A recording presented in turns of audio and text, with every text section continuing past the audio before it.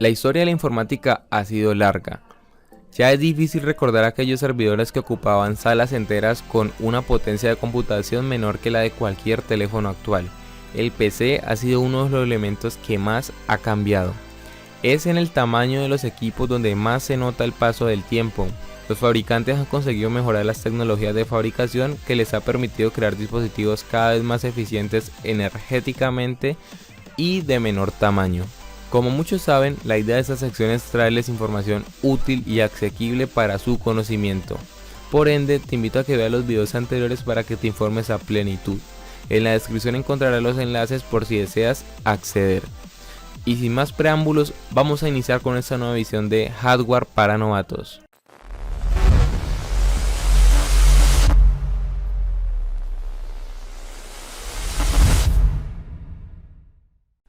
Y bien, comenzaré expresando de que este artículo se va a centrar únicamente en lo que conocemos como factores de forma en las placas base. Estos elementos actúan de soporte e integran todo nuestro sistema. En resumidas cuentas, van a delimitar el tamaño que tiene un determinado equipo. Por eso he decidido compartir lo que con el pasar de los años han sido los más populares. En primer lugar tenemos la placa base XT, conocida como Extended Technology o tecnología extendida. Esta fue una placa la cual implementó IBM en el modelo 5160 por allá en los años 1983, hace ya bastante. Su tamaño era de 8.5 pulgadas de ancho por 11 de alto. Era muy conocida y muy famosa en ese entonces, ya que su tamaño era igual al de una hoja de papel tamaño carta. Entonces se empezó a hacer más popular y fue más tradicional entre las personas de ese entonces. Posterior a eso llegó la que quizás marcaría un punto muy importante en la historia de las placas bases, y es la popular AT o Advanced Technology. Esta llegó un año después, en 1984, y su tamaño era de 12 pulgadas de ancho y hasta 13 de alto. Fue implementada nuevamente por IBM y fue el primer intento exitoso de estandarización para las formas de placa base. Antes de esto era imposible realizar intercambios de partes, actualización de hardware y otras operaciones que hoy son muy comunes. Esto era debido a que cada empresa fabricaba sus propias placas y entonces no era posible intercambiar piezas, no era posible renovar piezas porque siempre iban como generando nuevas alternativas. Entonces esta fue un gran avance, pero como todo en la vida, con el tiempo fueron surgiendo varias falencias. Una de ellas quizás era que poseía un gran tamaño, y eso era quizás la dificultad más resaltada en este aspecto. Otra que también molestó muchísimo a los usuarios era que su conector con la fuente de alimentación inducía fácilmente a un error común en ese entonces, y era que al ser mal conectada, aunque tuviera guías muy prácticas, es decir, aunque te dijera este es negro, este es blanco, por decirlo de una manera fácil, lo conectabas, pero surgían numerosos casos en que la placa base se quemaba. Así que mucha gente se quejó de esto, por eso se tuvo que recurrir a nuevas tecnologías y nuevas versiones. Por eso surgió la ATX, la cual poseía 12 pulgadas de ancho y hasta 9.6 de alto. Esta ya vino a aparecer en el año 1996, casi 12 años después de la ya mencionada Advanced Technology. Esta es la más común, inclusive en los tiempos de hoy día, y también fue promovida por Intel y ofrece muchas ventajas. Entre esas ventajas está pues que posee una mejor ubicación de sus componentes, porque la CPU en este tipo de placa no obstaculiza las tarjetas de expansión. Además, la memoria está ubicada en un lugar más asequible. Por otro lado, tenemos que la CPU está colocada al lado de la fuente de alimentación para recibir aire fresco de su ventilador. El estándar ATX permite integrar en la placa base dispositivos tales como la tarjeta de video o la de sonido, pero sacando los conectores directamente de la placa, dándonos un diseño más compacto y sin necesidad de perder ranuras de expansión. De esa manera podemos integrar todos los conectores para teclado y ratón tipo PS2, serie, paralelo o USB, que son habituales en estas placas. Y además las tarjetas de video, sonido, altavoces, micrófonos, etc. Otro punto a favor que integró esta placa base eran los puertos de entrada y salida inmersos en su propia placa, además de los slots de AGP, PCI Express que están situados horizontalmente con el procesador.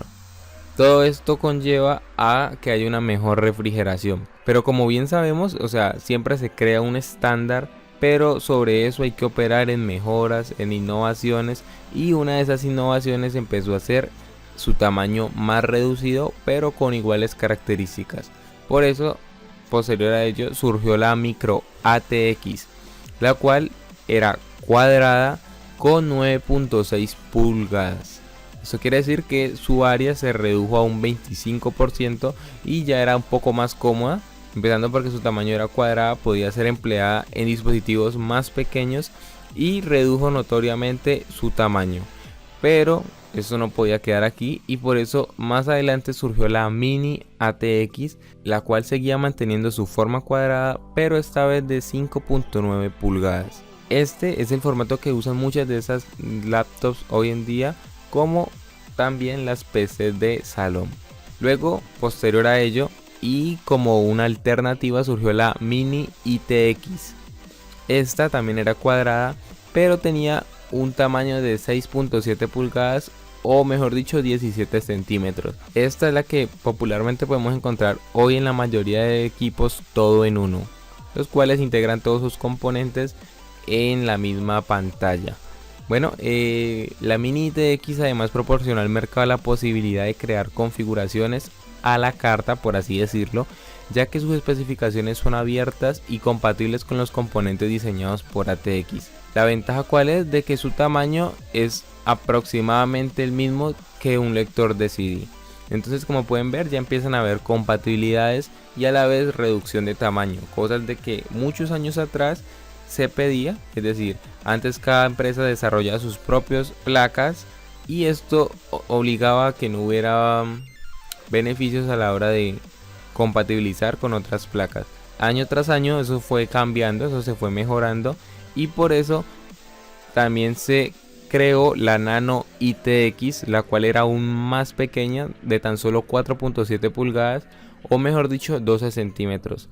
Esta pues es más común ver no tanto en computadores sino en máquinas expendedoras de comida, en máquinas de juegos de azar, en el interior de coches, en DVDs portátiles, en otro tipo de dispositivos, pero que igual hacen parte de la tecnología. En este hubo ya una gran ventaja y es que tanto Intel como AMD basaron sus modelos en este formato, es decir, lo implementaron y esto dio la posibilidad de que varias máquinas pudieran contar con un dispositivo de cualquiera de estas dos marcas.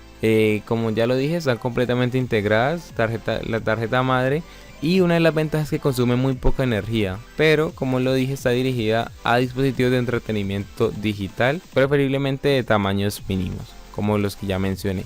Por último ya tenemos la Pico ITX, la cual es rectangular de 3.9 pulgadas por 2.8. La ventaja de esta es que tiene la alternativa de poder emplear un procesador ya sea Intel o AMD. Por lo general, los ordenadores que cuentan con esta placa base son la solución perfecta para situar un pequeño servidor en nuestra casa. Es decir, esta no está más orientada al uso doméstico, sino de pronto al uso empresarial o mejor dicho de servidores, ya que su tamaño es pequeño, pero no puede ser expuesta a tantas cosas porque podría acarrear una recarga, un sobrecalentamiento y pues tener un efecto inverso al que deseamos. Puede usarse como un servidor en general, digamos con cierto tipo de carpetas públicas, o como un servidor para programas P2P o similares. Aquí lo que he hecho básicamente es resumirles las generaciones y los modelos de placa base que han habido con el paso de los años, y como pueden ver cada vez se ha buscado reducir más el tamaño. Pienso yo que la globalidad ha tenido momentos en los que todo lo ha querido hacer más pequeño, pero ya ha llegado a un punto en que nuevamente hay cosas que ha querido volver a ser más grande y en eso se juegan varias cosas. Afortunadamente hemos podido ver cómo se ha logrado un cambio, una transición bastante notoria en cuanto al tamaño, rendimiento, compatibilidad y todo lo que a las placas bases concierne, porque además hay que anexar que se han implementado nuevas tecnologías en su estructura y en todo lo que la compone. Me parece que ese es un tema muy interesante, no sé qué pienses tú, espero lo dejes en los comentarios. También sobre qué tema te gustaría ver en otra oportunidad. ¿Crees tú o cuál crees tú que fue la gran innovación en esto de las placas bases, en estos diferentes tipos de tamaños, funcionalidades o compatibilidades? Y pues espero lo comentes. Recuerda que puedes compartir este video con tus amigos para que ellos también estén enterados de toda esta información. Pues yo soy de Sega Red, se pueden suscribir a mi canal para estar pendiente a más contenido como este. Recuerda que me pueden seguir en las redes sociales, no olvides valorar con un me gusta, comentar, y esto es Hardware para Novatos y nos vemos en una próxima ocasión.